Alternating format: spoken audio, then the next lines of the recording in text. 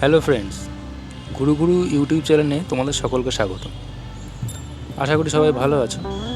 তো পয়লা বৈশাখের দিন দক্ষিণেশ্বর গেছিলাম, তার কিছু ফুটেজ তোমাদের সঙ্গে শেয়ার করলাম। দেখতে থাকো, আশা করি ভালো লাগবে। তো প্রথমেই তোমাদের সঙ্গে শেয়ার করি দক্ষিণেশ্বর কীভাবে যাবে।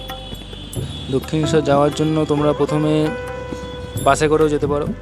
তাছাড়া আমার যেটা সবথেকে সুবিধা বলে মনে হয়েছে যে তোমরা ট্রেনে করে যেতে পারো, লোকাল ট্রেনে করে দক্ষিণেশ্বর নামতে পারো। তাছাড়া আমি যেভাবে গেছিলাম সেটা হচ্ছে মেট্রোতে করে। দেখতে পাচ্ছ এটা হচ্ছে মেট্রো স্টেশন।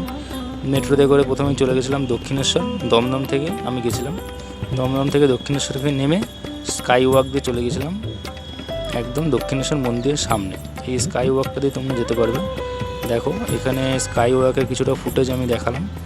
এই জায়গাটা তোমাদের খুব ভালো লাগবে, বেশ সুন্দর করে সাজানো, এবং এখানে তোমরা চাইলে অনেকক্ষণ টাইম স্পেন্ড করতে পারো, কিছু ফটো তুলতে পারো। এবং অনেকেই ফটো তোলে এখানে, এই যে দেখতে পাচ্ছ সামনে সবাই ফটো তুলছে।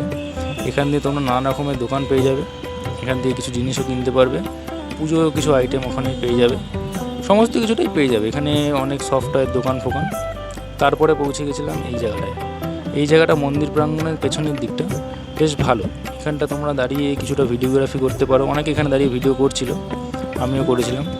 বেশ ভালো জায়গাটা, প্রচুর লাইন ছিল বুঝলে। আমি পয়লা বৈশাখে যখন গেছিলাম, যেহেতু প্রচুর লাইন ছিল, তাই এই জায়গাটায় চলে এসেছিলাম এবং এইখানটা দাঁড়িয়ে ফটোগ্রাফি করেছিলাম। এখানে টয়লেটের ব্যবস্থাও তোমরা পেয়ে যাবে।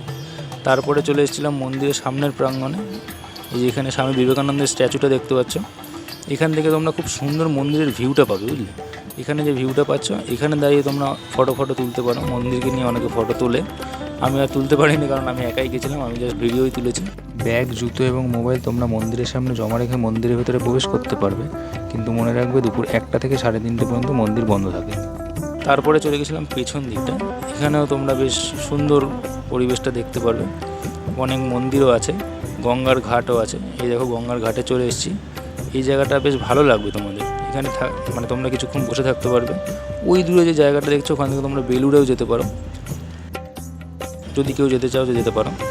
তারপরে চলে এসেছিলাম মন্দিরের ভেতরে পুজো দিয়ে সামনে, আর ভোজনালয় থেকে তোমরা কিছু খাবার খেতে পারো, সমস্তটাই নিরামিষ পাবে এখানে।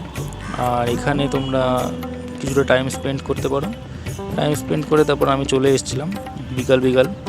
তোমরা গেলে একটু বিকালের দিকে যেও, মন্দিরটাও ফাঁকা পাবে। আর মন্দিরের ভেতরে যদি ঢুকতে দেয় না মোবাইল নিয়ে, তাই জন্য আর মন্দিরের ভেতরে কোনো ভিডিও ক্যাপচার করতে পারিনি। তারপর বিকালে আমি বাড়ি ফিরে এসেছিলাম মেট্রোতে করে। তোমরা চাইলে বাসে বা ট্রেনে করেও ফিরতে পারো, তোমরা মেট্রোর ফুটেজটা দেখতে পারবে। এখানে ভিডিওটা শেষ করলাম। সবাই সুস্থ থেকো, ভালো থেকো, মা সবার মঙ্গল করুক।